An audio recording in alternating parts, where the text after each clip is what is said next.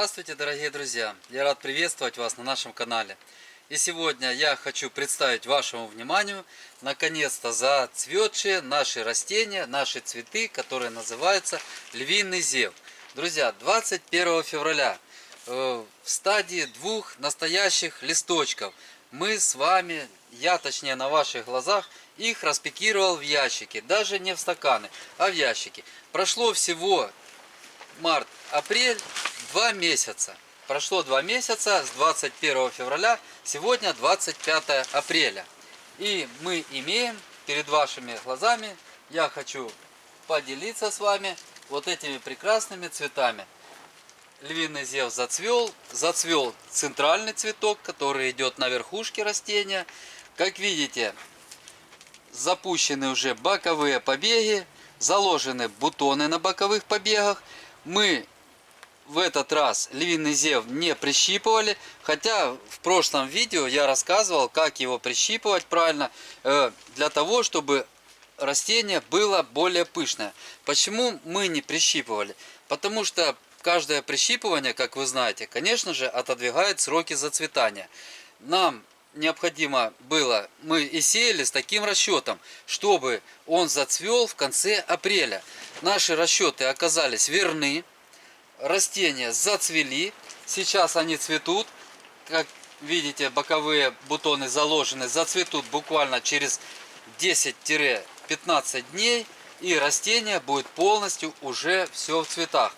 Но если вы хотите более пышное и не хотите устанавливать жесткие рамки зацветания, то есть согласны с тем, чтобы растение зацвело немножко позже, то, конечно, можно было прищипнуть. И особенно, смотрите, друзья, на боковых побегах вот такое делаем прищипывание. Я сейчас прищипну, вот просто вот эти цветочки прищипнуть. И что мы видим? Мы видим, что вот эти на боковом пасынке, на одном, уже пошли, третий порядок пошел. То есть первый порядок центральный ствол, второй порядок это побеги, которые пошли от центрального ствола. И уже от побегов второго порядка у нас запустились побеги третьего порядка. То же самое можно делать до бесконечности.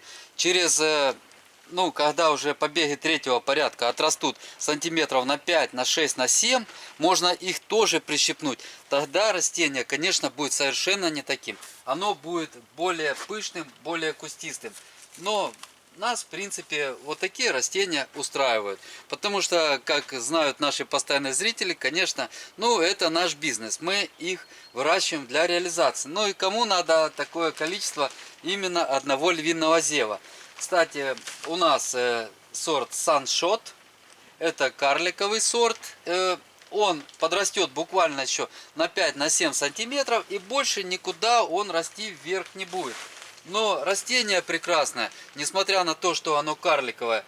В конце видео этого я выставлю конечную заставочку с рассказом обо всех видах львиного зева, где я снимал, рассказывал, какие они бывают: низкорослые, карликовые, средние и высокорослые. Друзья, там можете более подробно уже посмотреть. Я на этом останавливаться не буду.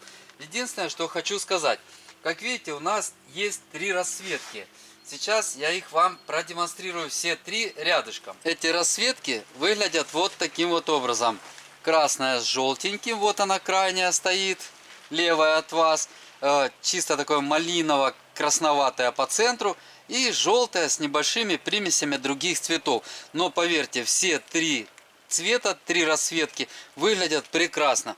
И что мне нравится еще, что первое растение у нас было, на которое прилетели шмели. Мы сейчас открываем теплицы для проветривания, потому что солнце, потому что необходимо создавать растение сухое. Стаканчики влажные, а растение сухое. Мы чередуем циклы полив-подсушивания между собой для того, чтобы не возникали какие-либо грибные заболевания. На самом деле сейчас растения стоят достаточно еще густо. И их, конечно же, уже желательно бы высаживать в грунт. Но за этим дело не станет, потому что погода пошла хорошая, люди уже хотят цветов, люди хотят высаживать цветы, радовать себя и своих близких. Поэтому, я думаю, долго они в этом виде, в такой тесноте наши цветы стоять не будут.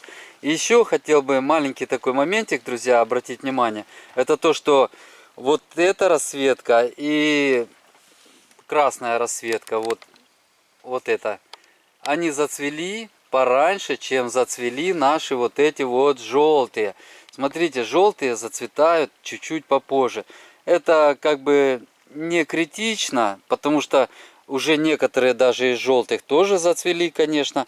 Ну, а некоторые еще только на бутонах. Но бутоны раскроются в течение, я думаю, 2-3 дней. И с каждым днем, ближайшую неделю, 10 дней, они будут распускаться только больше и больше, красивее и красивее становиться. И хочу вам теперь еще такое сказать, такой момент, что зная вот эти числа, о которых я сказал, то есть 21 февраля 2 настоящих листочка всего-навсего было, и 25 апреля растения зацвели, вы можете уже, исходя из этого, ориентироваться на это и рассчитывать, когда вам удобно будет посеять, исходя из того, в каком климате, в каком регионе вы живете. И я думаю, вы не ошибетесь, потому что, как видите, все проверено, числа верные, но, естественно, это подходят эти числа посева и числа цветения только для нашего климатического пояса.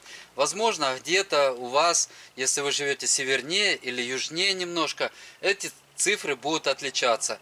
Но зная приблизительно, когда сеем мы и когда они зацветают, вы сделаете для себя выводы и правильно определите сроки посева. Вот, друзья, один из самых пахучих цветков, следом за алисумом, потому что самый пахучий все равно это алисум, но львиный зев настолько пахнет, я не знаю, он пахнет просто какой-то малиной.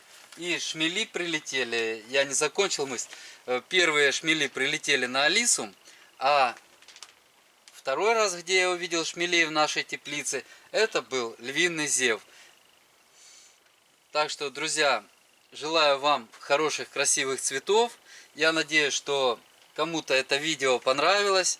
Если понравилось, ставьте лайки. Кто не подписался, подписывайтесь. Всегда рад общению с вами. Большой привет вам. Всего хорошего, всего доброго. До свидания, до новых встреч.